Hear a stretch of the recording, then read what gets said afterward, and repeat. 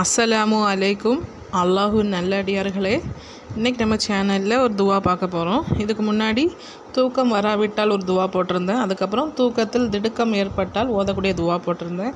இன்றைக்கி என்னென்னா தூங்கும்போது ஓதக்கூடிய துவா என்னன்னு பார்ப்போம். அல்லாஹும்மா பிஸ்மிக்க அமூத்து வா அஹியா.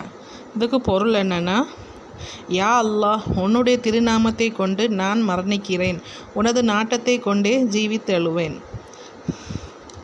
அதாவது அடுத்து கீழ்காணும் துவாவையும் ஓதணும். அது என்னென்னா, அல்லாஹும்மக்கினி அதாபக்க யௌம தஜ்மஉ இபாதக்க. இதுக்கு பொருள் என்னென்னா, யா அல்லாஹ், எந்த நாளில் உன்னுடைய அடியார்களை ஒன்று சேர்ப்பாயோ அந்த நாளில் உன்னுடைய வேதனையை விட்டும் என்னை காப்பாற்றுவாயாக.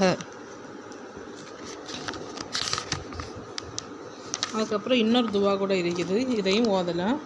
அல்லாஹும்மா அஸ்லம்து நப்சி இலைக்க வ வஜஹத்து வஜிஹி இலைக்க வ ஃபவ்வல்து அம்ரி இலைக்க வல் ஜஹத்து லஹரி இலைக்க ரக்பத்தன் வ ரஹுபத்தன் இலைக்க லா மஹ்ஜா வலா மன்ஜா மின்க இல்லா இலைக்க ஆமந்து பி கிதாபிக்கல்லதி அன்சல்த வபி நபி இக்கல்லதி அர்சல்தா.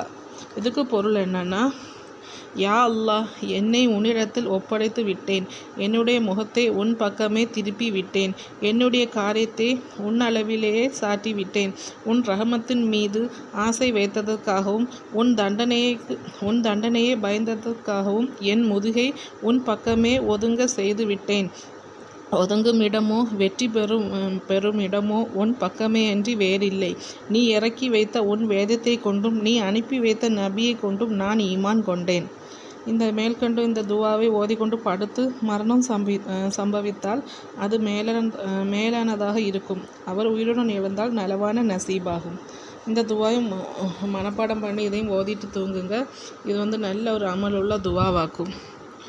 மறக்காமல் என்னுடைய சேனலில் நிறைய துவாக்கள் திக்ருல் எல்லாம் போட்டிருங்க. அதையும் ஒன்று பாருங்கள். என்னுடைய இந்த சேனல் வளர சப்போர்ட் பண்ணுங்கள்.